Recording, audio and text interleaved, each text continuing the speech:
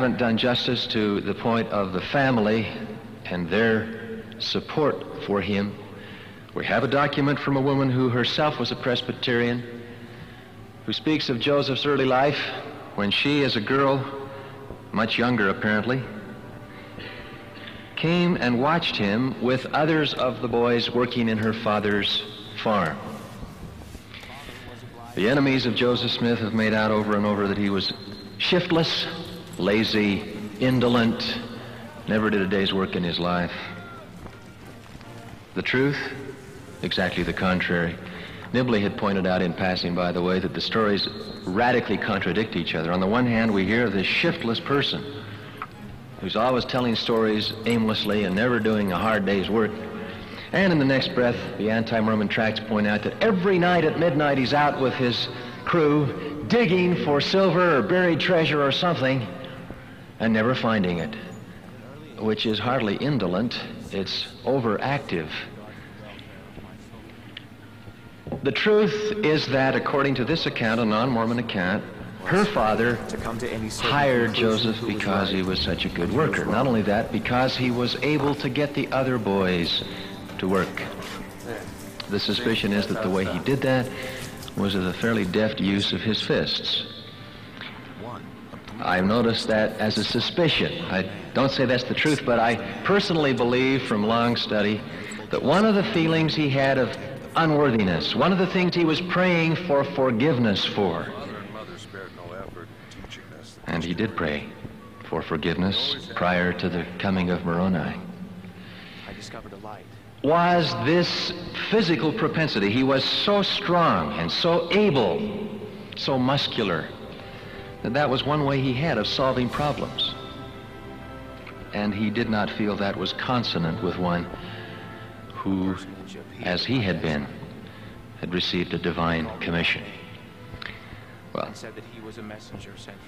this girl says that on an occasion, the minister came to her home and said that the boy Joseph, well known in the community, had claimed to have a vision. And this minister pled with the man who had hired Joseph to refuse to hire him and treat him rough, because he said he was setting the neighborhood in an uproar. The father replied, no, he earns his money, he's a good worker, and I don't care about it, whatever he claims religiously. As a matter of fact, the phrase is interesting he uses. He says, well, he doesn't use the word vision, he says, well, it was the sweet dream of a pure-minded boy. That's before. But then shortly, the daughter reports, Joseph claimed to have had another vision, this time leading to the translation of a book. And the minister came again, and at this point, he turned against Joseph. But she adds significantly, by then, it was too late. Joseph Smith had a following. Well, the family did support and love. There is no greater example of total familial endurance in history than the Smith family.